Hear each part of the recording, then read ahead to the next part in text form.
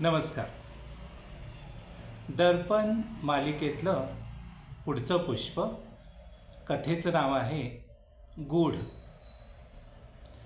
4-5 काजूची झाडं, 2-3 आंब्याची, एकच एक जुनाट उंच नारळाचं आणि कसलं तरी काटेरी झुडूप, समोर पडकी मोठी विहीर. अशांच्या गर्दीत मूळ भयानकता वाढवून उभा असलेला तो समोरचा वाडा.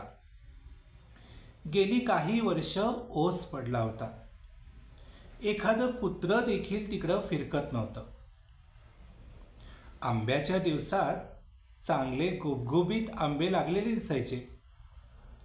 लाल, तांबूस, पिवळे मुरटेही उन्हात चमकायचे. एकदा न राहून मी तिथले 5-6 आंबे आणले.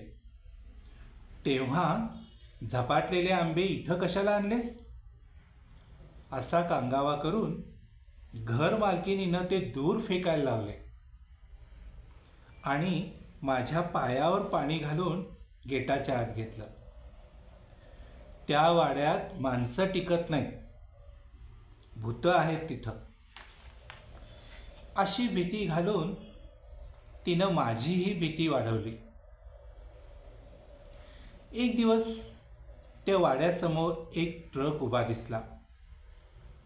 4-2 पुरुष सामान उतरवत होते. आता बऱ्याच दिवसानंतर रात्रीचे वाड्यात मिणमिणते दिवे दिसायला लागले.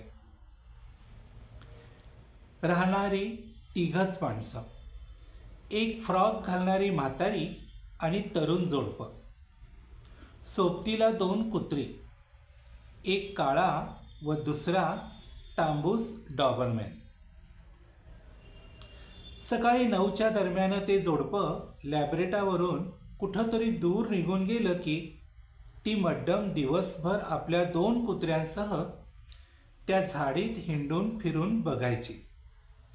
दिवसभर एकटीच कशी राहत होती देव जाणे.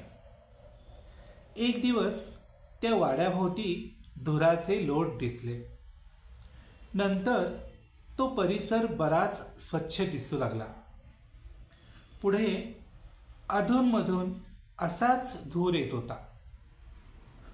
मध्यरात्री कुत्री जोरजोरात भुंकलेला आवाज यायचा.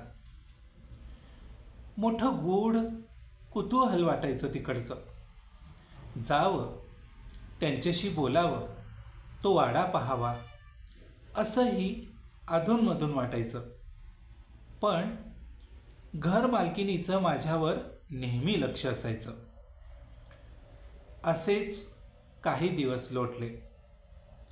एक दिवस समोरच तांबूस डॉबरमॅन जमिनीवर पाय पसरून पडला होता आणि काळा डॉबरमॅन त्याच्या शेजारी बसून आकाशाकडे तोंड करून जोरजोरात भुंकत होता. मधूनच कर्कश रडायचा.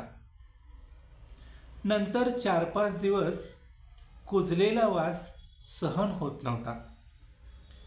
1-2 दिवसानंतर तिथेच भटकणारा काळा कुत्राही दिसेनासा झाला. लॅब्रेटाचा आवाजही अलीकडे ऐकू आला नाही. धन्यवाद.